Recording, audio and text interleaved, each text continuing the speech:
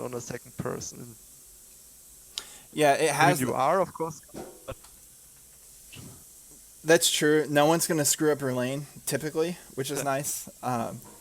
But then sometimes you get ganks, and then it's just like, okay, my game sucks now. So, all right. Do you know how to send a replay ID? Uh, So if where I can find it or how I can send it. I don't know how I can send it, but I can copy well, it.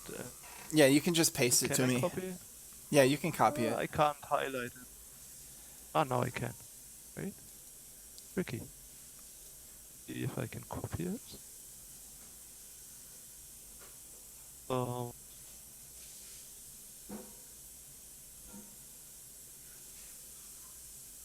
okay, this would Perfect. first one. Okay. This is the position 5 game, I think. Check again. Yes, there was position 5 Bane. Bane. I love Bane. Good hero. All right. So the Joe Ranger that kind of popped off on the other team, but your But Jug had a great game too. we completely threw this game just with fight. Okay. Chaka stayed in Kotl ult and didn't spin. Phoenix didn't use his egg. Just one in this match, I'm running what I could do better and how I could have possibly saved the loss. And Okay. this was really just one team fight, and then they walked down mid and finished. Okay. So I think we're gonna spend maybe like 20 minutes, maybe 15 minutes on the laning phase. Could be less. It just depends on what we see. You know, if you play a great lane, then we won't really need to talk about it. But typically, there's a lot that we can cover in the lane, and then we'll probably speed through the rest of the game at maybe like 4 times speed, and then let's watch that fight you're talking about, and we'll see what we can learn. So let me go That's ahead the and problem. I see all the mistimes the other people made in this fight, but of course I don't see my own mistakes because, you know, hard to see your own mistakes. yeah, I one of the smartest men I ever met in my life was one of my philosophy professors in college, and he said that humans are a terrible judge of character in their own cases. Yeah, So, that's true. yeah, and that stuck with me. It's been like 10 A little bit years. biased. Yep. So, okay. I started sharing on Discord. Can you see the stream? Ah, wait, I'm connected via the browser. I have to use my installed Discord. Ah, gotcha. Okay. No problem. Just let me know when you're ready and when you can see it.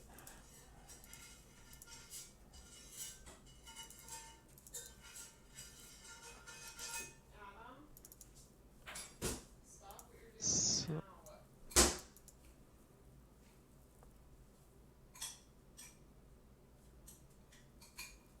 okay, close the browser version now. Can you share the screen? Ah, wait, there we have it live. Enter stream. Yeah, now I can see it. Perfect. And can you see my mouse or no? Uh, It's circling around Bane. oh, no, then I can't see it. Damn it. Okay.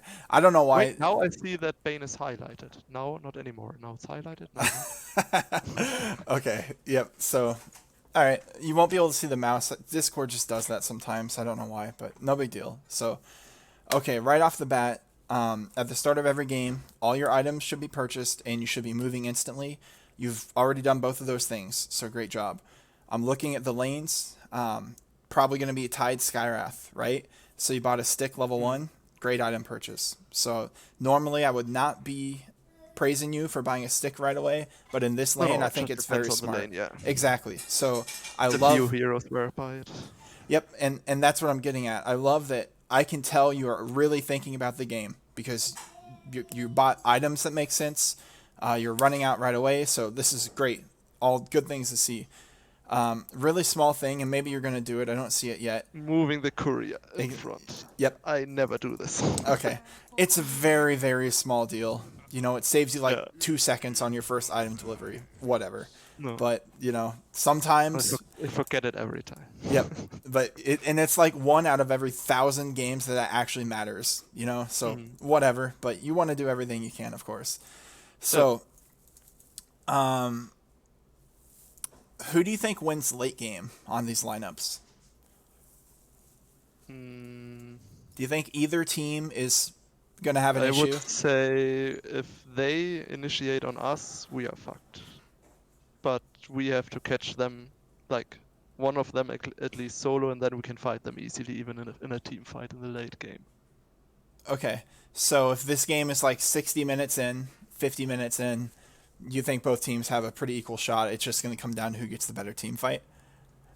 I think so. Who gets the initiation? I mean, we have Chugga and we have Phoenix stun, which scales, I think, pretty well. And like we have PKP piercing stuns a lot, like with Bane and Phoenix and Pudge. But if we run high ground and like in a choke point, then they just dominate because we can't jump Drow and Tai just stands in the front. Okay. And Drow really destroys us. I I mean, mostly they have two better hard carry scaling with Morph and Drow than we have, but I think we have the better disables. Okay. Great analysis. I pretty much agree with everything you said. I think I would rather be their team in the late game, but the key thing is that in late game you can still win. So that's the point of that question, because you need to recognize if you're on a timer, you're under pressure to win the game. But this game, I would prefer to end maybe, let's say, the 30-minute mark, but I agree you can win late. So let's pause here. Let's go player perspective. Small thing, I'll go back a little bit. So the path you took to this rune, notice you stayed on the low ground. So I like to come through this ramp here and sort of up from this angle. Because if they're doing like a weird smoke gank, they're usually coming through this path or this path. So if you come up here and you keep this barrier, and you walk to here, usually you can pop that smoke and you'll live. And importantly, you're on high ground. So then you can walk up and take this ramp. You can stand here, see if there's heroes here, look up here, and you just get a really good vantage point. And sometimes you'll even catch them walking away with a missing inventory spot, and then you know where they warded to. So Yeah. So for that reason, I always go up here rather than down here. It's another one of those things, maybe 1 in 100 games that matters, but that's Small things. Yep, Yeah. I'd be a bad coach if I didn't bring it up. So I think it's quite random for me which path I take to the rune, to be honest. Gotcha. Okay, we'll try to make that a habit. Just stay on high ground, if nothing else. It's always going to be better. So you're postured pretty aggressively. Again, I'm usually standing up here because if they bring their mid player, which Morph they probably won't bring, but you never know. Sometimes they do, and this guy goes Gush, then they can kill both of you because that's a low cooldown, a quick spell. So I'm usually not so aggressively postured, but I think it's okay because if you have to, you can skill Nightmare, right? And then probably you guys can get away. I just don't want to have to skill Nightmare. Standing exactly there is like, this I do with purpose, because when I'm playing position 5, I think, except for like playing against Sand King or stuff, I never have a Observer or Sentry ward, but most of the times their position 4 has a ward, and this I want to scout. That's why I'm standing there. Gotcha. I mean, you can still scout usually here, because if they come up and place the ward like right here or right here and they're standing on this side, you can't ever get there in time to see that unless you're smoked. And I do not think it's worth buying a smoke to do that. I think that's a huge gamble with your gold, and you lose the smoke. So that's why I prefer this path. I get what you're saying. You can catch them warding, but good players would have already been there to do it. So you're not actually... All you're doing is putting yourself at risk of death. I don't mean about catching them warding, but seeing them on their high ground with a ward in their pocket, maybe. This is what I mean. I see. That they haven't placed one yet. Yeah. Okay. If they haven't placed one yet. Yep. Understood. The points... But I get your point, yeah. Yeah, exactly. It's still not going to matter against better opponents. So for what you're doing, it's probably good at this MMR, but just keep that in mind because eventually you will start getting punished for it. And, you just got to be aware of that. So let's check the lane. You're kind of low on regen, but you're Bane, so you're probably fine. You got the stick. This guy went Crown Triple Clarity. Okay. Alright. So when you came up to attack, the creeps aggro to you, right? Now what is that going to do to the lane? Yeah, push it out. Yep. So what is the next thing you should be thinking? To pull it back again and to go to the camp to pull. Exactly. So Jug is happy to farm up there, so maybe let's go back a little bit and just think about how else you could harass. Because I like your aggression. That's part of why Bane is so good. Sometimes I try to first right-click them and then go in and really right-clicking them when the creeps are out of the aggro range, and then go in and right-click him when the creeps are on the timer. But often this doesn't work, or I just forget about it. So what I'm thinking is, if you want to contest this Skyrath, which you're one of the few heroes, especially with a stick, you can. You can actually fight him Yes. and you'll win. So I like that you want to be aggressive, but I would come up here, like through this path in the trees, walk up, do it from over here where you don't aggro the creeps, and then that's gonna he's gonna have to either fight you with no regen, which obviously he loses, or he's gonna have to give you the ground and he's gonna walk over here if he's good. But then you've taken over this whole area. So what that allows you to do is now you have pull control. So if you want to body block his camp so you don't have to stop him from pulling, you can do that. You've got that option. And then once he's on the lane, you can kind of come back to the lane or even come from behind him and just keep hitting him, right? Like he can't fight you. So that's the way you could do this without pushing the wave. And then Jug can just farm freely against Tide, which I think he's probably happy to do, right? This is not, he's fine with that. So. Okay. But otherwise, your head's in the right place and you knew that, okay, that's going to push the lane. I need to pull. So you understand everything that's going on, and again, great science. To me, it says you have a lot of potential. What I often struggle with is deciding whether I want to actually pull at 114 or wait and stack at 2 minutes and then pull at 214. Okay. We'll talk about that when it comes up, and you'll be able to see a little bit better. So you have 2 range creeps. Okay, that one died. They have 2 range creeps, so actually you don't have to pull anymore. Yeah. They ended up... So this is where I would not be so aggressive with trading when they have extra creeps. Because if you fight, and you can maybe see it here. Okay, you're good about not aggroing. Both range creeps and yep. Does quite some damage. Exactly. Oh my god, this guy just fed. Yeah, he was really out of position. Yeah, you got a freebie. That he should not have died, but hey, that worked out good. The lane is still in a great spot, so your lane's going very well right now. So, okay, new question. You kill this guy. The lane's still exactly where you want it, so you don't want to pull. You come here presumably to stack, which, okay, great, I can't remember what I wanted to do. I can't remember. I think you came here to stack. You might pull. Let's watch. Okay, you went to pull. I went to pull. Yeah, so I thought Chaka would be fine last sitting under tower, actually. Yeah, well, that's what I'm getting at. So you leaving is okay because you just killed the Tide and the lane doesn't need anything done. So Jug's farming and you don't need to take XP. So leaving, perfect time. This is your chance to go do something. But rather stacking, yeah, but single pulling, not so good. Instead, just stack, and then it's ready for when you do need the pull, right? Okay. Because you do want it stacked. You were talking about, should I pull or wait to stack? It's always better to stack as a general rule first. Okay. But there are fringe situations. One example would be if you guys are losing this lane bad and you just really can't do anything, then I need a double wave. Well, then, yeah, you can single pull, get something, the double wave pushes, and then you can try to make a pull on this big camp with the double wave protecting you. So that's a way that you can dodge the lane, because if they're stomping you, you don't want to contest them at all, right? So that's when you would single pull. So it's really just like a least bad option. Does that make sense? Yeah. And sometimes that's the best option. But okay, so I like that you left the lane. This pull is not good. He lets you have it. The other thing I was going to say is that when you left to go check here, to go stack, I would have actually played up here. I'm sure, again, you can't see my mouse, but up in this, can I ping? I can't ping. Yeah, so up in this area, because you can still stack the pull, which is what you want to do there from this angle, but you can also see if their Skyrath is trying to pull this hard camp.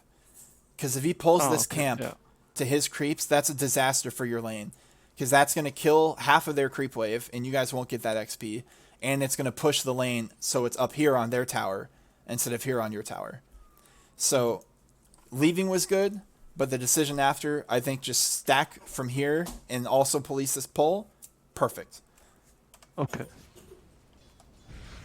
But this is good. You're already doing all the hard stuff, in my opinion, which is recognizing you have an opportunity to do something and you're prioritizing what you're supposed to do first correctly. It's just when that deviates, you're not making the right second level choice, if that makes sense. And that's just going to come with experience. But again, you're a thoughtful player. You're thinking about this, so you're going to do great. Possible kill. Okay, you guys are really strong. Lane's pushed a bit, so we should be looking to pull here. Let's see what happens. I'm going to slow it down. Another option you have, you normally... Yeah, I think I asked him to cut the tree for the big camp, if you mean that. Yeah, well, that's good, and good carries will just do it. You won't even have to ask them. But what I was going to say is you actually have the option here instead of pulling. This is coming off cooldown soon. This guy's already half HP. This guy's half HP. You could actually come behind his creep wave from above and just... nightmare. Well, just hit him. Because he's already half health. True. He's got one tango, one mango. He can't lane, so you don't actually even have to pull. Like, normally you should pull here. But because you're already so far ahead, you could just kick them out of the lane entirely. You know what I mean? And then go pull once it pushes to his tower, because you'll already be right here bowling him, and you can pull this big camp, which would actually time perfectly, because that would be at like 3 minutes, 30 seconds, right? And then you could go stack here after that pull, double pull again. They've had 2 waves denied, right? So normally that is not a decision tree available to you, but you have won this lane. Like, you're so far ahead already in this lane that you have that chance. Anyway, a pull is still good, right? This is still good. This is just less good than killing and pushing out of the lane. So overall, great lane so far. I gotta say, you've probably played the best lane of all the lessons, and I've done like 30 lessons probably. So this is good. They come to get you. Okay, fine. Jug got the free farm. Here, I think you can nightmare that guy, and Jug can kill him, right? So let's go back. All right, so they come to contest your pull. Small tip here. This pull through is basically never going to happen when the waves is on your tower, right? Because they see that your creep wave didn't come, so then they come over here. So what happens if you get this pull through before they show up, which normally doesn't happen, but let's say it does, they push you away and they farm the big camp and your creep wave, which is bad, right? Like, that's just not good, because that's extra gold and XP for them. Or they kill you when you try, which is also very bad. But Bane is so strong, you know, they're in an amazing position, and you're still fine because Bane's just really good. So this pull through is basically never a good option because of that. The only time it's going to work is, let's say this lane is so bad that Skywrath left and it's Tide only. Then you can do it, because if Tide comes to stop the pull through, you can sleep him. Yeah. Exactly. Exactly right. You already know. So... which is another reason why the single pull is not so good, is because you just can't connect that pull. So what you would do instead is, let's say you have to single pull, just so you know. So you single pull, this pushes, it's got 2 waves, it pushes, and then you pull this when the next single wave comes, right? Because it pushes up, and then you can pull here, connect at this point to the creep wave, and then you can fix it, get a little bit more farm. So that's what you would do, which we talked about earlier too. So, all right. Okay, still going on Tide, which I did not mean to speed it up. Let's watch that again. So the other thing I'll say is that you keep going on Tide, which is the harder kill, but he's being so greedy with buying no regen that it's working out. So anytime you nightmare Skywrath, this is a kill for sure, right? So that's just small thing, but I think it's working because Tide, he got Bracer. He can't have a Bracer. He still needs regen, right? So what you're doing is working because they're making mistakes that allow you to get opportunities that you would not normally have. So as long as you understand that's why what you're doing works, then it's fine. Because if they do the Yeah. wrong play, you get to do things you're not supposed to be able to do. That's good. That's extra, extra good, right? But these are just things to think about because, as you play against better and better people, these opportunities disappear. And being not in position for the runes is a thing to think about. Yep. Which you are here. This is yeah, but still got the second one with really luck, but sometimes I just forget it. And so another thing to think about here, Tide, you see Tide, right? Let's even go back 10 more seconds. All right, so you both are thinking about the bounties. So both supports are on their game. They're where they're supposed to be. He's already kind of hurt from the lane. He has no regen, so he's not interested in fighting. You just killed Tide. So Tide's not here. You see him TPing because you killed him. Why not just push the Skywrath out? Right? You don't have to. Yeah. You don't have to sit here and give him so much respect. You can just bully him all the way out. So maybe that's a theme we're seeing here is that you could be winning this lane even harder than you are by just being super aggressive. So like even now, okay, you're going to go on this guy. Barely got the rune, which you were talking about. Okay. So he has to run. Okay, he's going to go base and heal. So why not just go straight back to the lane and start hitting Tide some more? Because this Tide, Jug has a level advantage on him. He should get level 3 spin here, I would hope. Yeah. I think you can almost kill this guy again. Right? So I would just go back on him. You kind of took the long way, but that's okay. Pulling is also acceptable. Okay, he wants to cut the creep wave. Now, let's say you weren't there to see that and he got to this creep wave and cut it. What would you do? Run back and nightmare him. Perfect. Yep. Exactly right. Okay, so single pull. We talked about before, the only time you can connect this is if Skywrath leaves the lane. So you actually have that opportunity to connect this. You tried to stack the Ancients. Missed, that's okay. Didn't connect, that's also okay. Yeah, I hate to stack the ranged ancient creeps. Yeah. Always depends on whether you have enough range to right-click them and run away before they start the attack animation or not, whether it works or not with the timer which Dota Plus shows. Yeah. Bit Okay, annoying. well played there. That kill was good. You played it great. You hit him for like 250 HP, then you nightmared and Jug came. So, well played. Your mechanics are good. This guy's running, trying to help him. If you just had a little bit more mana, you could have got that kill.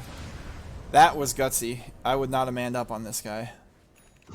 Juke City, though. Juke City, okay. It's part of your plan. Well played. That was risky, but it paid off. Quite some luck involved, yeah. Yeah, so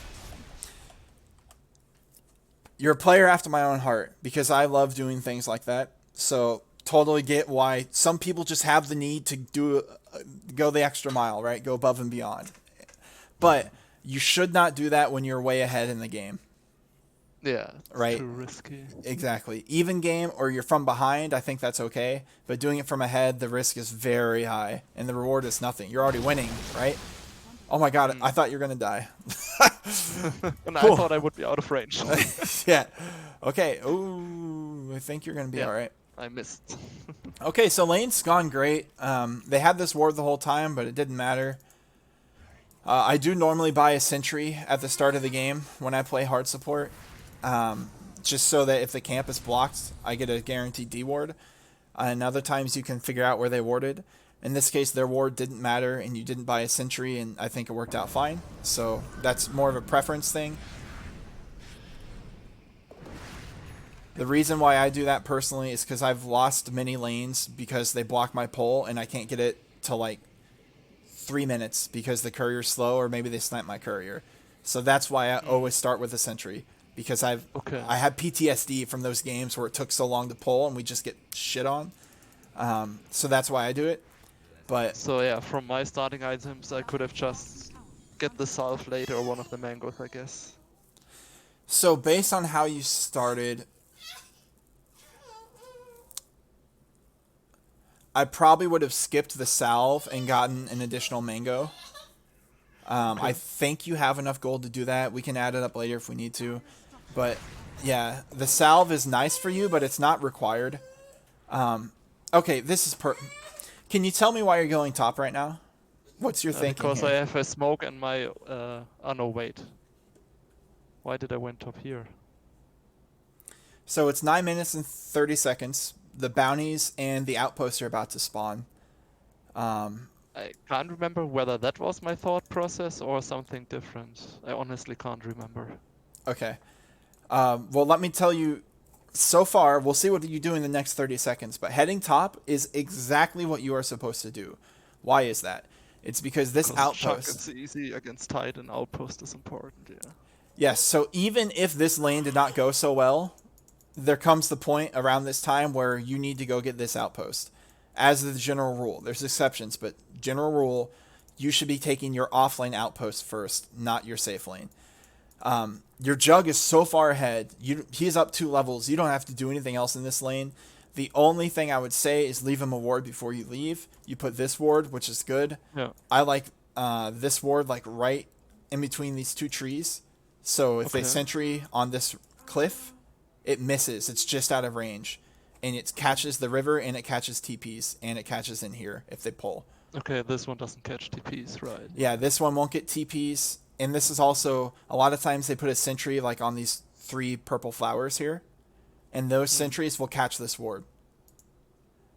So Okay, yeah. if you want this ward, I think move it to the left a little bit, like around where these 2 trees are. Because it's a little bit safer from getting dewarded. Okay. And that's, better players are going to get better and better at dewarding. So the best wards become the wards that kind of work but never get killed, as opposed to ones that give you great vision, because the ones Yeah. with good vision get dewarded. So I like this spot. I think this spot's fine. You left the ward before you left the lane, so again, perfect. Moment of truth. So you come top, nice. You kill their carry. So that's typically what happens. If you think about it, your strongest hero typically at this point in the game is your mid and your offlaner. The mid doesn't want to leave mid, right? So they're not going to come play for these outposts in most cases. But your offlaner is typically stronger than your carry. In this case, it's not the case because your Jug had such a good lane. But the alternative is, if you guys make this play bottom around Jug, so let's say you and Pudge come bottom instead, Tide's their strongest hero. He's the hardest kill in the game for your team. He could have Ravage. He doesn't now.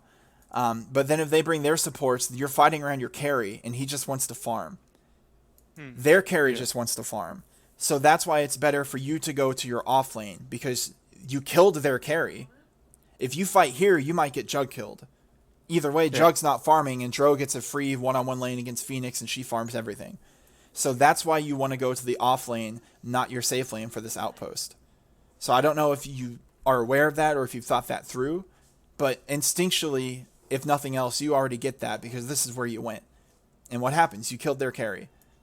Well, frankly, I didn't think about it like this. I Okay. probably just thought we have the bottom outpost, I go to the top one and can TP to the bottom if needed. Yep, which is another I way think I to think didn't about it. think about where to fight with respect to the carries in the game. Okay, so that's the general rule, is that you go to the off lane outpost. The only time that would not be true that I can think of is if you are losing, if you're so far behind that you need to bring 4 heroes, you need your mid player to come too, and maybe then you go here, maybe you still go here, but the only time this would change is if you're just way behind in the game. So almost always you want to be 3 heroes strong, pushing their carry out of lane. Killing him's perfect, at least pushing him out of lane. Then you take this outpost, you get these bounties. They do the same thing to your carry, which is why this ward is so important, because this ward will keep your carry alive when this happens. And you can see Skyrath instinctually, you're really strong up here, you bring 3 heroes, he left. But notice what happened. You guys actually did not take this outpost, which is in 3 seconds. And he did not take yours. So both teams messed up, but you can see that you both understand where you're kind of allowed to be, or where you want to be, because he came here and you came here. So instinctually, good players just start to do this even if they don't know why. But now that you know why, you can commit a little bit harder and get more advantage here. So you could have denied this outpost. They would not have gotten any XP. Your ward is scouting the Skywrath, so you could have still TP'd in to kill him with Jug, actually, even if he did what he should do and go for your outpost. So, yeah, I think you're putting yourself in an advantageous position, and you said you threw this game, right? So Yeah. that makes sense because you guys are definitely ahead right now. I think you've played a very good laning phase. You did the initial hard part. You did all the initial stuff you're supposed to do. Take it to that next level, push that advantage harder, and you're going to find that this guy can't lane at all, which is where he is. So that's good, but he'll be even further behind. Yeah. This guy... Just being more aggressive and playing Bane, which is like the most aggressive hero. Yep, when you are able to. And this is a game where you definitely... whatever you want to do, you're allowed to do. Like, they get only what you give to them because you're so far ahead. So, yeah, I think your lane went great, man. Just a little bit more refinement on understanding polls and not single polling unless that's your only option. Make sure they don't hit this poll, which I don't think you did, but they also didn't even try. So They didn't try, yeah. yeah, so mission accomplished. They didn't pull, but again, I think that was more luck. So think about that some more. This ward was good. Just think about maybe a little different spots for it. Otherwise, great ward. Your timing was good. When you left the lane, where you went, perfect. Just take it the next step. Take this outpost from them. Get these bounties a little bit quicker. And then once you're all three up here, you take this outpost, you take these bounties. Let's say you still have 3 heroes. What's the next thing you do? Let's say you've got 3 either heroes. push the tower or we go to their high ground and set a deep ward, but I didn't have a ward with me at that point. Both answers are correct. Doing either one of those things is what you should do. Personally, I would rather take this tower first. So you take this tower, you ward up their jungle. This is now your jungle. You own this jungle at this point.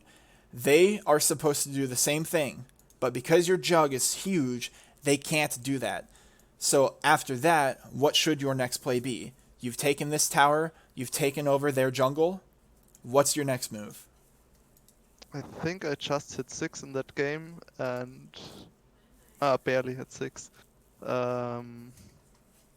I wanted to just hit 6 and with the smoke and my ult get a kill on either the Morph or the Drow. I think smoking Morph with Fiend's Grip is the best possible play you can do, and that's a great idea. So I think I TP'd mid at that point and hoped to get 1 creep XP, hit 6 and then ulti him, but I think I fucked up.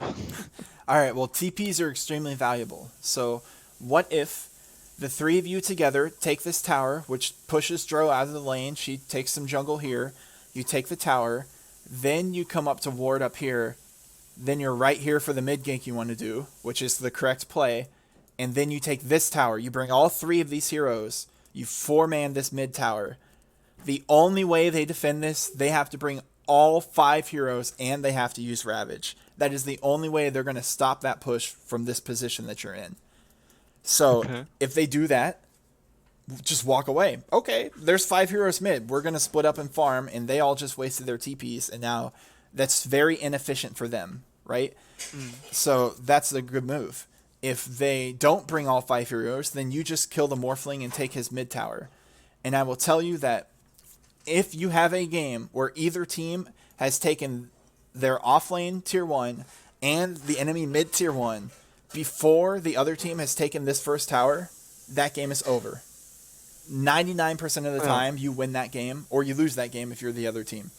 So the reason I bring all that up is this is why I focus so heavily on the first like 10-15 minutes of the game, and really every lesson, but especially your first lesson, is because you want to strive for that every single game. Like, that is the theoretical perfect game. So if you can understand this is what's supposed to happen, then you'll do it more. And if you see the other team starting to do it to you, then you can understand, 1, how effective it is, because you'll just feel strangled out of the map. But 2, you'll have a better idea of what the counterplay is. So what's the counterplay? They just mirror your movements. You bring 3 up here, they bring 3 down here. Right? So Yeah. then you have the choice of, do I come fight that team and kill them, or do we just trade? Now the answer to that depends on the game, but the point is it's on your terms, right? You're in the position to decide how you want to play it. So then you have to just figure out which option's better. But you can only do that if you're making these movements at these exact times, right? So it's almost like a flow chart. You know, it's very much a process, and it's a blueprint that happens basically every single game. So okay, so that's what ideally would happen here. You talk about throwing the game. You take this tower. 2 minutes later, maybe 1 minute later, you've taken this tower, unless they bring their whole team.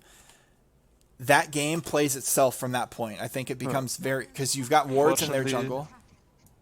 Unfortunately, we didn't really have good like tower hitters, building hitters, and Patch left us, and Phoenix went pushing. So Jug can hit I towers. feel a little bit. I was not quite sure at that moment what I should do. I think go hit the tower myself as a Bane, showing on the map, or just in- going back in regards something and in regards to top lane right now that Phoenix died. to this Or in very general. situation that Patch TP'd out when we could have taken the tower, and Phoenix dives further and dies.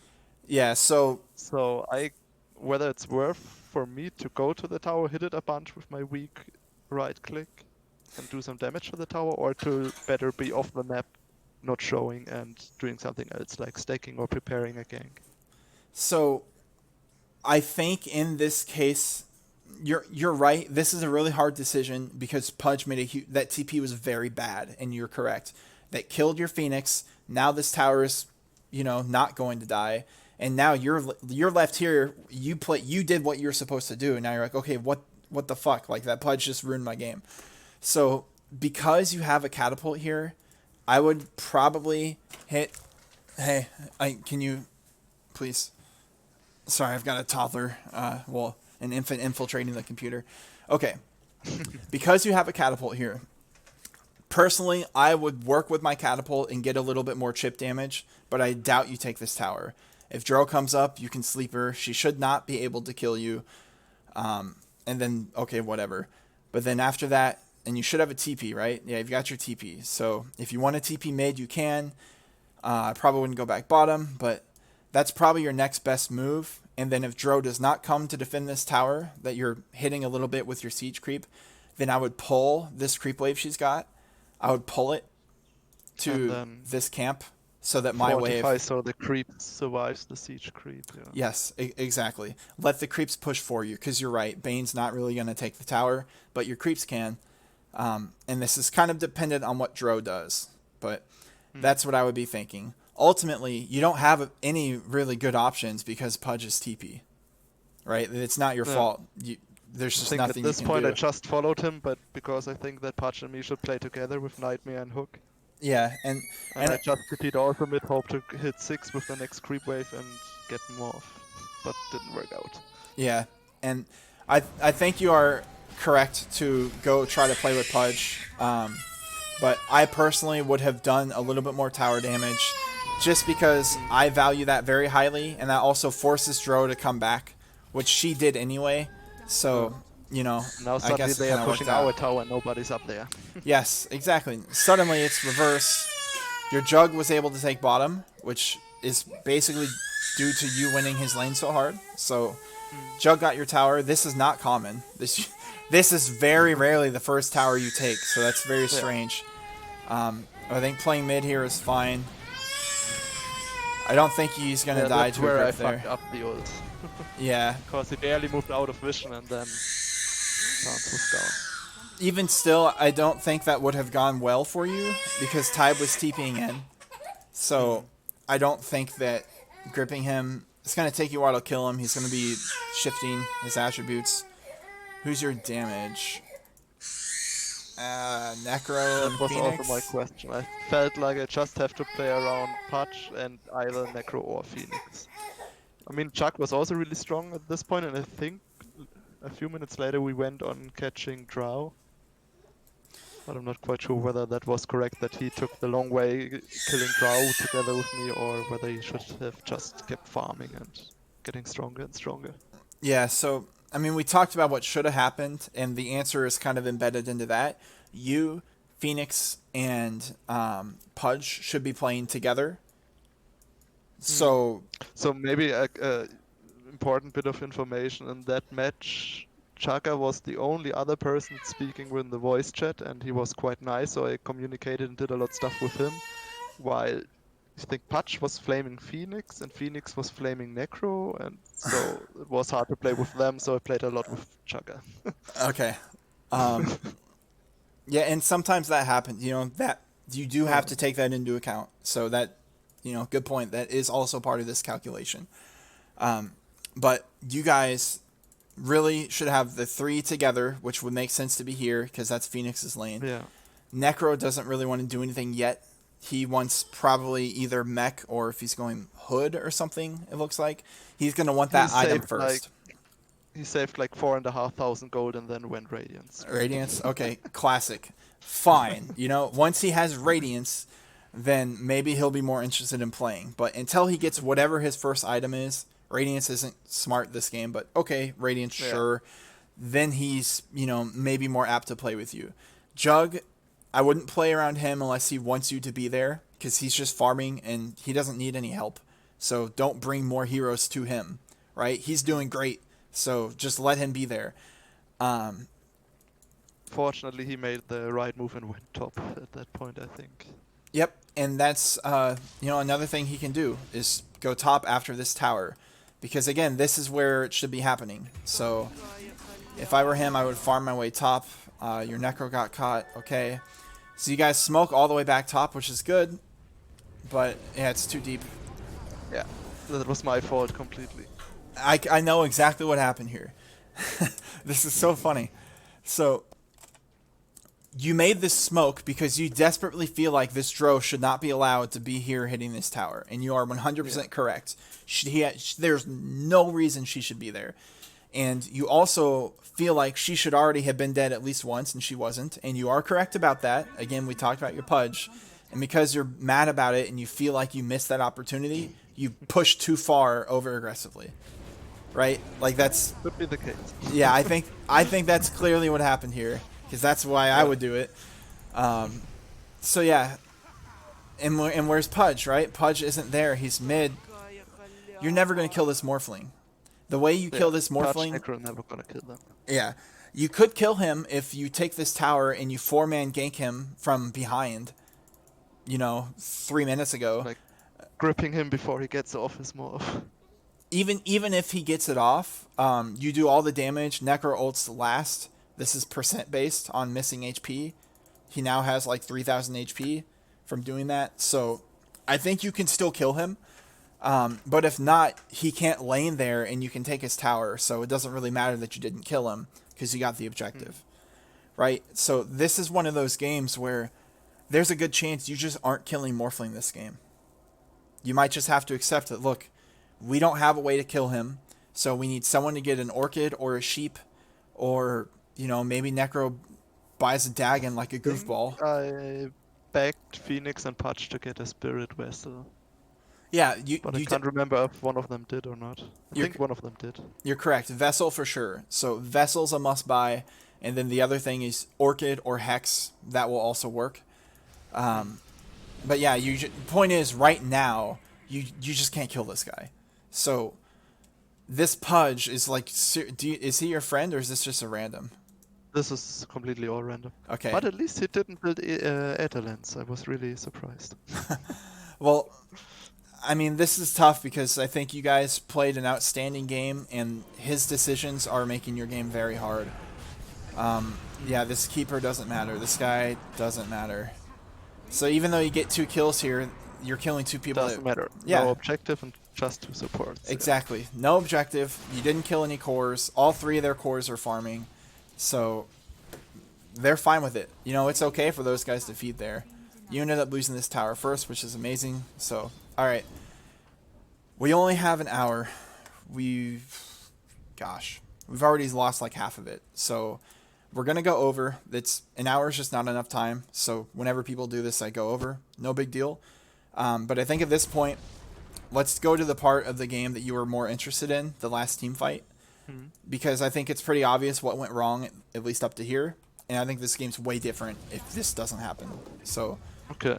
is it the last fight of the game you're talking about? It's the very last fight, yeah. Okay, so I've not seen this. So, was it this fight where you lose 4? No, it's on the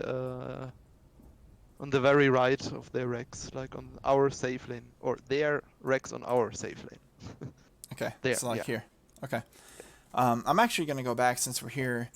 Why is everybody dead and you just Roshed, it looks like? Did he spend TP out? Let's see what happened. I'm just curious what happened here. Remember what happened here. Honestly, can't remember. Okay.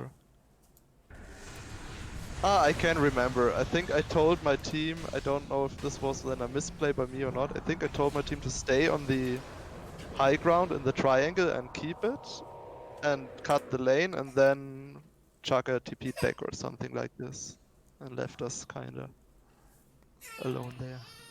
Okay. This was that situation.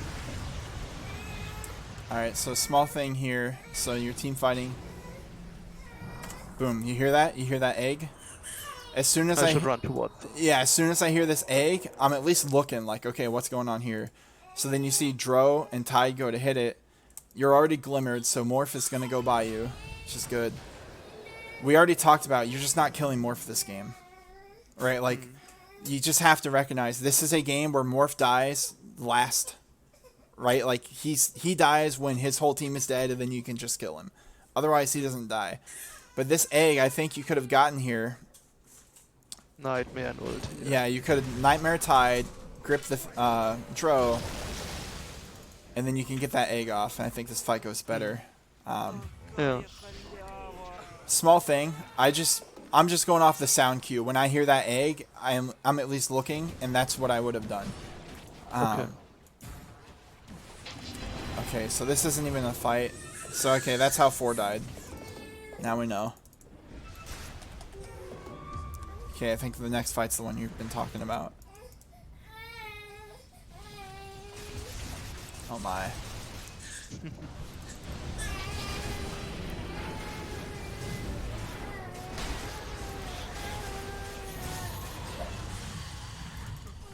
Oh no, it's still not the fight. Okay, you got buybacks.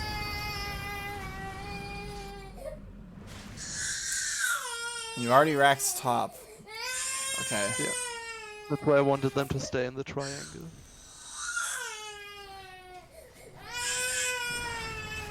Yeah, sorry about the invite. He's pissed. He'll be alright though. No problem.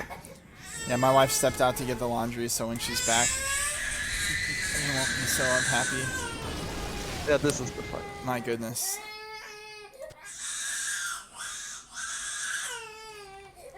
I think I told them even at that point because I think I had a smoke there and called to smoke in via the top lane because there's no tower.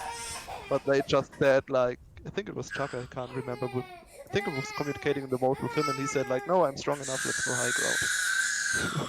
So high ground 5-on-5 is always really hard. Yeah, it's always very hard. They have all their ultimates. So I think if you just want to bash straight in, you gotta bait an ultimate. So you have to like make them overcommit and then back off and then re-engage after that.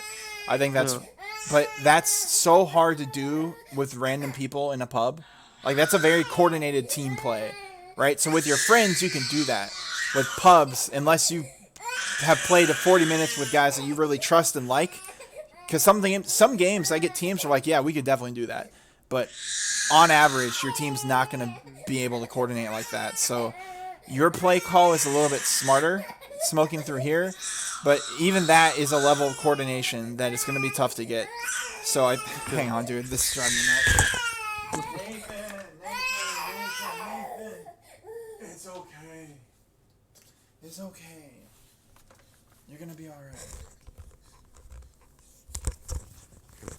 Okay, he's gonna be my good luck charm for a minute. You're okay, baby. Guess he's mad that somebody else has your attention. Well, the point is, he wanted attention and he wasn't getting it, so it's just an escalating fit. You're okay, baby. Okay. What was I saying? Oh, yes. So either option I think works, but it's very hard to get pubs to do it. So a third option, just hang out in this triangle, which you have great vision in, and that was your job. So Niels, once again, we find that you have basically done your job. You have the wards where they're supposed to be. You guys play this triangle. You can cut this mid wave. Like, as it spawns, you just cut it and bring it to the triangle where you all are and farm it together. You cut this wave. You've already it's even better because you raxed this lane already. Yeah. So even if this lane isn't raxed, this is still what you should be doing.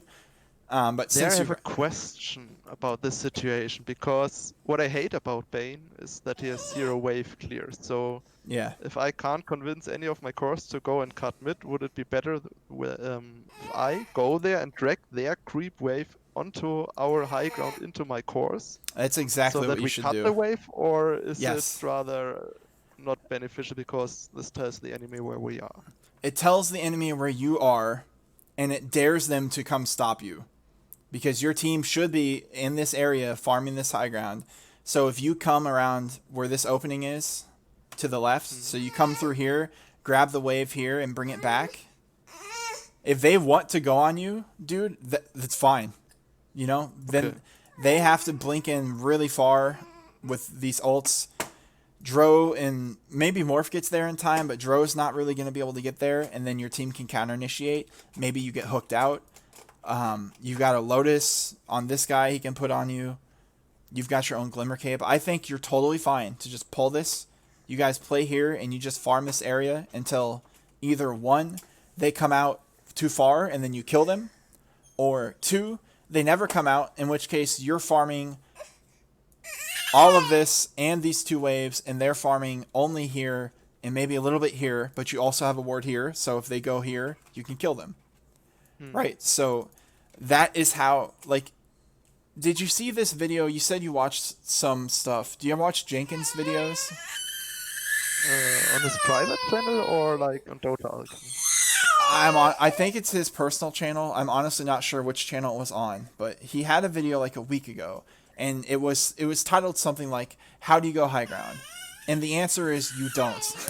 So if you instead play this triangle and just strangle them and pull another 2k ahead every minute, you know, another 1k per minute, whatever it turns out to be, that's fine. You're still winning the game. It just requires a little bit more patience. Now, had your early game, when we talked about all the things that should have happened, if that happens, you don't have to do any of that shit. You're so far ahead, you just go up and end the game.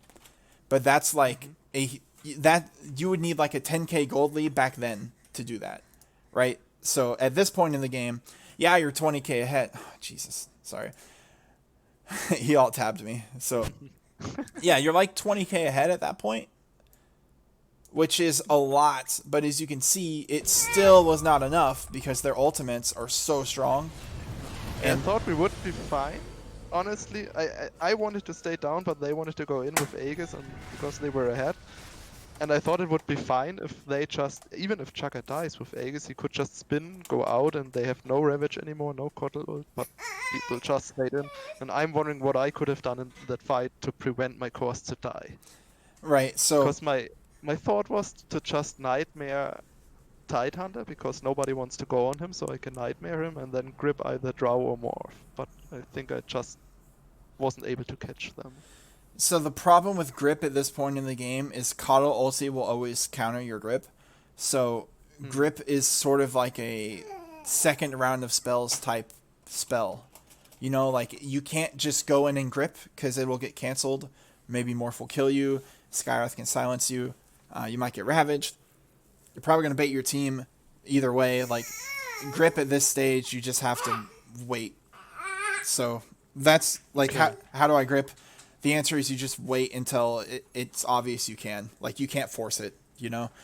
I promise we're going to look at this fight, but just to recap, this fight is always difficult, and just making it happen correctly with 20k up in a public team, as you can see, like, it was just too much to ask. Like, you guys couldn't do it. So hopefully that gives you an idea of how hard it is to high ground 5-on-5. So even with 20k ahead, it still didn't go well. So point is, instead, farm this triangle, take over the map, be a little bit more patient. and get a kill first, and then you can go. Yeah. But Okay. that didn't happen. Doesn't mean you can't win, so let's watch this fight. Alright. Oh my god. This is already a disaster. Okay, so Putt should stay down and Chaka should just, I thought in this case, he should just spin, hit the tower, and back off when spin ends. you are exactly correct. Jug has Aegis and Spin. He can hit this tower. Pudge is supposed to also be here to hook him. You're also here with Nightmare and Glimmer. That makes him extremely safe to do this. Yeah. But Necro went uphill, which this should not be happening. So why is Necro uphill? I don't know. Jug's the only one who's where he should be. I'd like your spot. Phoenix isn't even here. I don't know what he's doing. And this guy blinked uphill. Like, this is insane. So, like, dude, you went high ground 1 second ago. You went high ground for 1 second, and look what happened. This is actually amazing. It's just how badly your team played this. Classic 3K all in. Yeah, dude, I mean, this is all in for sure. I also don't know why he loaded. So this guy goes in. Here's the ult. Yeah, you got caught there. You can't really do much. Yeah, Nightmaring Tide, I think, doesn't matter anymore because he already ulted. And there's that. Yeah, so So maybe I could have positioned more to the left and tried to catch Nightmare or Grip on Drow. I don't think there is anything you could have done to win that team fight, to be honest. Okay. I like that you are looking inward and looking for what you can do differently, because that's an awesome attitude. But I think what you needed to do differently as the support player is help them with the strategy and understand that this fight is never going to happen. Especially not when Pudge blinks up and Necro walks up. Like, I guess the best thing you can do there is to say, guys, I think this high ground is risky. If you really want to go high ground, please stay back and let Jug hit the tower. You know, like, Okay. just telling them that is the best play you can make, because I don't like this Okay. play to begin with, and you can see how badly it went. So, you know, let's bring it all the way back home. Coach, how did we throw this game? How can we win this game? Well, we talked about like the 10 to 15 minute mark. Take top, go mid, take mid. I think that would have been a lot better. And then once I see here, you were still in a great position to win this game. You were up 20K. You're going high ground. Why did you throw the game? It's because you went high ground. Yeah, That's exactly. why. Like, it's actually so stupid, because people have gotten so good at Dota, even at your MMR, that you just can't 5-on-5 into the high ground without like an obscenely huge lead. 20K was not enough. You know, like, it's just very risky. And think about how many games you win because they have a huge lead and they try to push your high ground and you team wipe them. Right? Yeah. I'm sure you've won many games doing that. They just won this game that same way. So I think the key here is further refine your lane and your just after laning phase. So like that first 10 to 15 minute mark. And once you get in this position where you are able to push into their triangle, because this is always what happens before high ground, right? First you take here, because this is sort of their pre-high ground, if that makes sense. They've got wards, they have all this high ground, they can TP to towers, which are gone now, but used to be there. So this is their first high ground. Once you've taken this, the logical next step is these high grounds. But I think it's when you try to do this 5-on-5, it's just almost impossible. So the answer is don't. You know, just cut this wave, farm their triangle. You just need like one ward over here, which you had. You set your team up so beautifully. Like, you had all the right wards at the right times. You did what you needed to do. I think the next step is just try to coach your team, because you seem to have a very like big picture style of thinking, which is exactly like I play 5-2, dude, and this is what I do. I do exactly what you do. Like, I put the wards where they're supposed to go. I put my cores in a position to play from strength, and I try to tell them where they should go because I know what I'm talking about. You seem to know exactly what you're talking about as well. So I think the best way for you to convert these wins is to try to get your team to go where they need to go but you also have to be careful that you don't annoy them because no one wants to be told what to do. So Yeah. Yeah. that's a serious skill. How do I lead this team? I think that's the other thing that I'm seeing that maybe you can work on, because there's not much else I can tell you. Like, we talked about the mistakes, but the big stuff you did. It's the little things at this point. And I think your mechanics are good. Your spellcasting was good. Like, it's just a matter of converting this into a win, being a little bit more aggressive, choking them out a little bit harder, and then getting your team on the same page to make the proper play. Something I have found that works well for me is I tell them, like, hey, I know we're strong right now, but I don't want to go high ground yet. I just don't want to lose. I really want to win. Let's be patient. We've come this far. What's a couple more minutes? Just farm the map. Like a statement like that. I just want to win. We've already waited 40 minutes. What's a couple more? Like, I don't want to go high ground and throw this game. If you say that, it puts the thought in their head. And if they think about it, I guarantee you 9 out of 10 players are going to be like, oh shit, he's right. We probably should, like, that's risky. They're going to get a little anxious, a little nervous about it because they know it's risky. And now you've put the thought in their head. So you're not telling them what to do, right? You're not saying, we can't go high ground. Don't go high ground. You're stupid, which is correct, but that doesn't help anybody, right? Like, that doesn't do anybody any good. So instead of, don't give them the order, just say, I don't want to go high ground. It scares me. I don't want to lose this game. Can we just farm the map a couple more minutes? Or how do you guys think we can go high ground? That's another way. Ask them how they think you can do it. And then they think about it. And then like, we can't. You know what I mean? That's a good idea, yeah. Yeah, so... Like planting the idea in their mind. Yeah, they think it was their idea. Perfect, And let them have that. Because if you try to take credit for it, they're going to hate you again. So it's like a very adult thing to do. You give them all the good feelings, and deep down it was you, but you just have to let them have the credit, and that's a very adult, mature thing to do. But you want to win the game, that's how you got to do it, Yeah. So, Okay. man, awesome replay.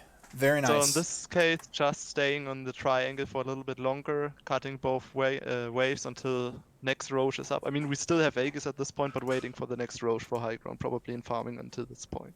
You don't necessarily have to wait for next Roche. It could take that long, but step 1, play in their triangle with your vision, which you had.